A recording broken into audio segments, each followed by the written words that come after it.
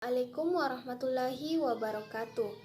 Perkenalkan, nama saya Adelia dengan NIM 2104075020016 dari kelas M02 Kapita Selekta.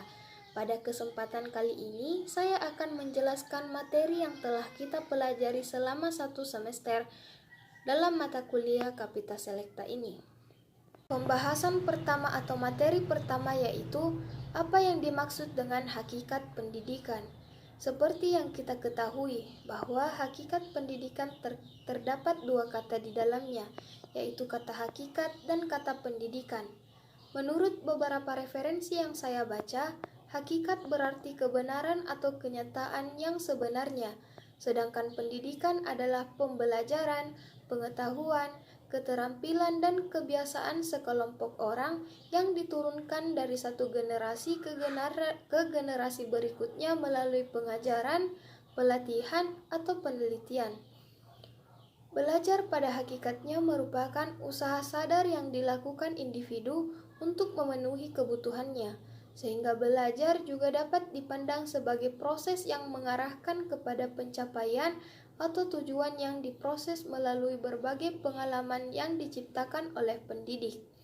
Jadi, hakikat pendidikan adalah usaha sadar dan terencana untuk mewujudkan suasana belajar dan proses pembelajaran agar peserta didik secara aktif mengembangkan potensi dirinya untuk memiliki potensi spiritual keagamaan, pengendalian diri, kepribadian, kecerdasan, akhlak mulia, serta keterampilan.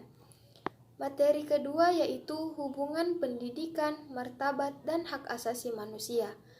Pada materi ini terdapat 3 kata inti, yaitu pendidikan, martabat, dan hak asasi manusia.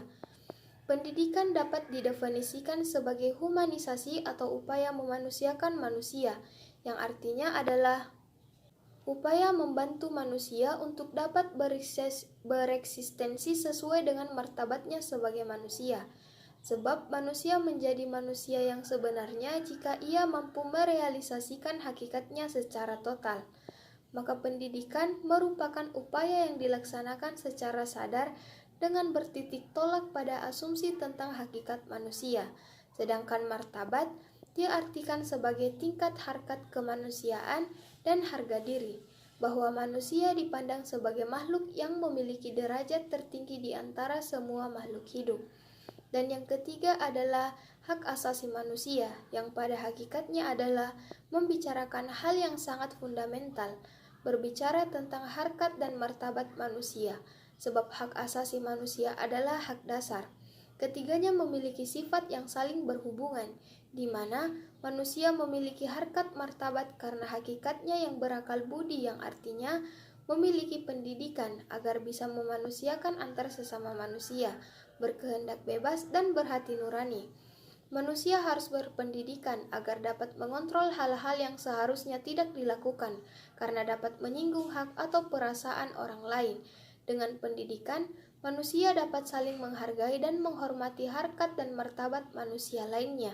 Jika salah satu di antara ketiganya tidak diterapkan, maka akan terjadi ketimpangan dalam kehidupan bermasyarakat yang dapat mengganggu kerukunan dan kesatuan antar sesama. Materi ketiga adalah hakikat, jenis fungsi, dan dampak tripusat pendidikan.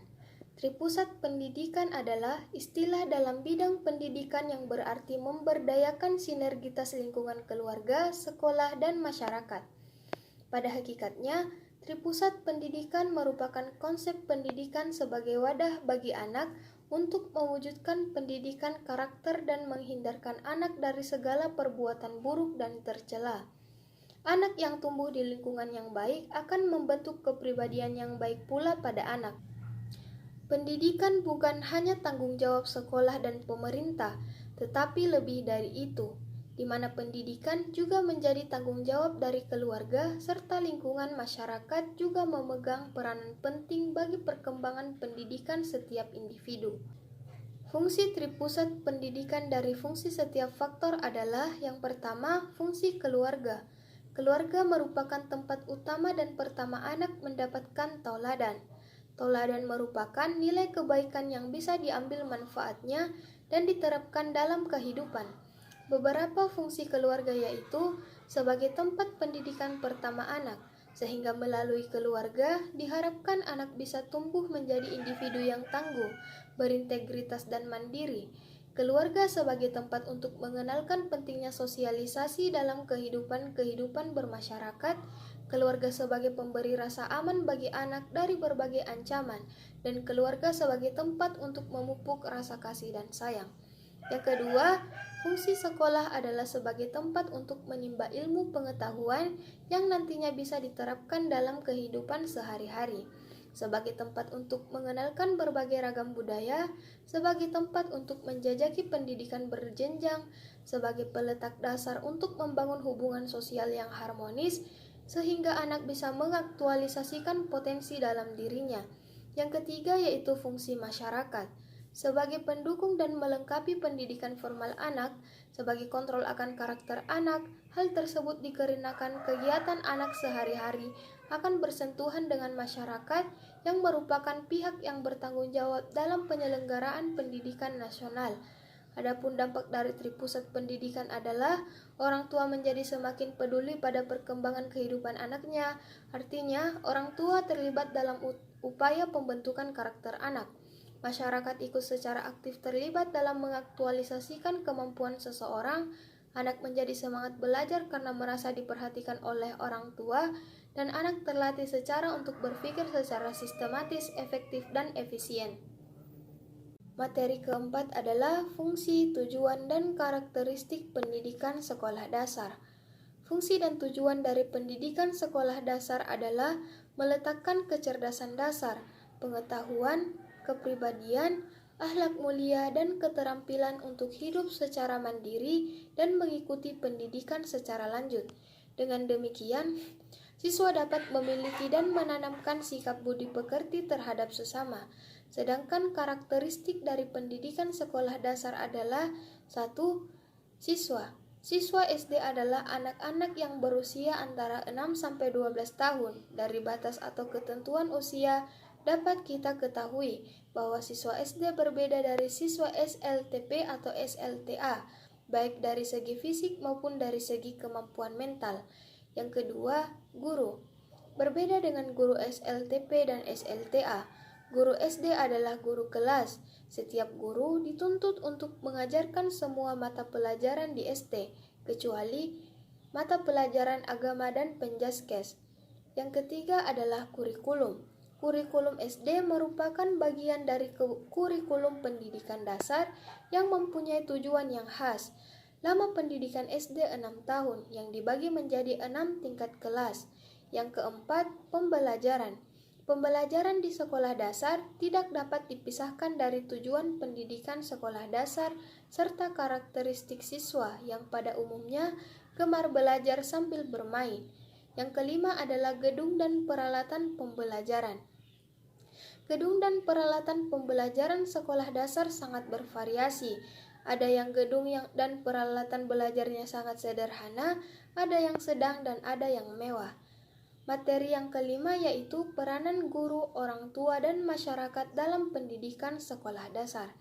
Ketiganya termasuk ke dalam tripusat pendidikan seperti yang telah kita bahas sebelumnya, bahwa guru, orang tua, dan masyarakat memiliki peranan masing-masing yang saling melengkapi untuk membantu perkembangan pendidikan anak, yaitu pertama, peranan orang tua. Orang tua merupakan tempat utama dan pertama anak mendapatkan tauladan. Beberapa fungsi orang tua atau keluarga yaitu sebagai tempat pendidikan pertama anak, sehingga melalui keluarga diharapkan anak bisa tumbuh menjadi individu yang tangguh, berintegritas, dan mandiri. Yang kedua, fungsi guru. Fungsi guru adalah sebagai pengajar yang merencanakan program pengajaran dan melaksanakan program yang telah disusun sebagai peletak dasar untuk membangun hubungan sosial yang harmonis, sehingga anak bisa mengaktualisasikan potensi dalam dirinya. 3. Fungsi masyarakat, yaitu sebagai pendukung dan melengkapi pendidikan formal anak. sebagai kontrol akan karakter anak. Hal tersebut dikarenakan kegiatan anak sehari-hari akan bersentuhan dengan masyarakat yang merupakan pihak yang bertanggung jawab dalam penyelenggaraan pendidikan nasional. Materi keenam yaitu analisis aturan profesi guru dalam melaksanakan tugas sebagai guru sekolah dasar. Ditegaskan pada pasal 10 ayat 1 Undang-Undang Nomor 14 Tahun 2005 bahwa guru harus memiliki 4 kompetensi meliputi kompetensi pedagogik, kompetensi kepribadian, kompetensi sosial, dan kompetensi profesional yang diperoleh melalui pendidikan profesi. Kompetensi kepribadian merupakan salah satu kompetensi yang sangat penting untuk bisa dipenuhi setiap calon guru maupun guru yang mengajar di sekolah atau madrasah agar dapat melaksanakan tugas dengan baik. Walaupun kompetensi kepribadian bukan bagian dari bahan yang akan dan harus diajarkan para guru kepada para siswa, tetapi merupakan kekuatan yang harus dimiliki setiap guru agar dapat menghantarkan para siswanya menjadi orang-orang cerdas. Seorang guru harus memiliki sifat profesional dengan ciri utama memiliki komitmen untuk bekerja keras, memiliki rasa percaya diri yang baik, bisa dipercaya dan menghargai orang lain.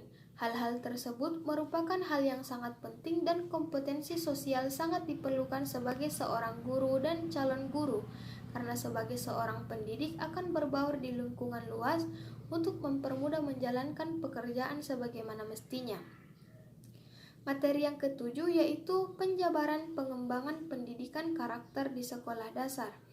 Pendidikan karakter adalah suatu sistem pendidikan yang bertujuan untuk menanamkan nilai-nilai karakter tertentu kepada peserta didik yang di dalamnya terdapat komponen pengetahuan, kesadaran, atau kemauan, serta tindakan untuk melakukan nilai-nilai tersebut. Karakter dikembangkan melalui tahapan pengetahuan atau knowing, pelaksanaan atau acting, dan kebiasaan atau habit. Pendidikan karakter peserta didik di sekolah dapat dilakukan secara terpadu pada setiap kegiatan di sekolah. Seseorang yang memiliki pengetahuan kebaikan belum tentu mampu bertindak sesuai dengan pengetahuannya jika tidak terlatih atau tidak menjadi kebiasaan untuk melakukan kebaikan tersebut. Karakter menjangkau wilayah emosi dan kebiasaan diri. Pengembangan karakter dalam suatu sistem pendidikan adalah keterkaitan antara komponen-komponen karakter dan perilaku yang dapat dilakukan secara bertahap dan saling berhubungan antara pengetahuan, sikap, dan perilaku. Karakter terbagi menjadi dua, yaitu karakter baik dan kurang baik. Maka diperlukan pendidikan dan kebiasaan yang baik untuk menunjang setiap individu memiliki karakter yang baik. Adalah hakikat pendidikan multikultural di sekolah dasar. Pendidikan multikultural adalah proses pengembangan seluruh potensi manusia yang menghargai pluralitas dan heterogenitasnya sebagai konsekuensi keragaman budaya, suku, etnis, dan aliran agama. Pendidikan multikultural bertujuan untuk membantu anak didik dalam mengembangkan pemahaman dan sikap secara memadai terhadap lingkungan masyarakat yang beraneka ragam. Dengan penerapan pendidikan multikultural, guru memiliki peranan mampu mendorong peserta didik untuk memiliki kesadaran dan pemahaman untuk selalu menjunjung tinggi nilai-nilai keadilan, demokrasi, kemanusiaan, dan pluralisme dalam pergaulan di tengah realitas kebangsaan yang penuh dengan kebinekaan. Maka dari itu, negara Indonesia memiliki semboyan Bhinneka Tunggal Ika yang berarti berbeda-beda tetapi tetap satu untuk menunjang kebersamaan dan saling menghargai satu sama lain agar tidak terjadi perpecahan karena Indonesia memiliki banyak suku, adat, budaya, dan bahasa yang berbeda-beda. Materi terakhir atau materi ke-9 yaitu menguraikan proses belajar anak usia sekolah dasar. Dalam keseluruhan proses pendidikan di sekolah, belajar merupakan aktivitas yang paling utama. Ini berarti bahwa keberhasilan pencapaian tujuan pendidikan banyak tergantung bagaimana proses belajar dapat berlangsung secara efektif. Karakteristik utama proses belajar anak sekolah dasar adalah senang bermain. Artinya dalam usia yang masih dini, anak cenderung ingin bermain dan menghabiskan waktunya hanya untuk bermain. Karena anak masih polos yang diketahuinya hanya bermain. Maka dari itu, agar tidak mengalami masa kecil yang kurang bahagia, anak tidak boleh dibatasi dalam bermain. Sebagai seorang guru sekolah dasar, kita harus mengetahui karakter anak sehingga dalam penerapan metode atau model pembelajaran bisa sesuai dan mencapai sasaran. Misalnya model pembelajaran yang santai tapi serius, bermain yaitu bermain sambil belajar, serta menyusun jadwal pelajaran yang berat diselingi dengan pelajaran yang ringan seperti IPA, olahraga, dan matematika. Sekian dari saya, itulah tadi pemaparan materi dalam mata kuliah Kapita Selecta selama 1 semester. Kurang dan lebihnya mohon dimaafkan. Assalamualaikum warahmatullahi wabarakatuh.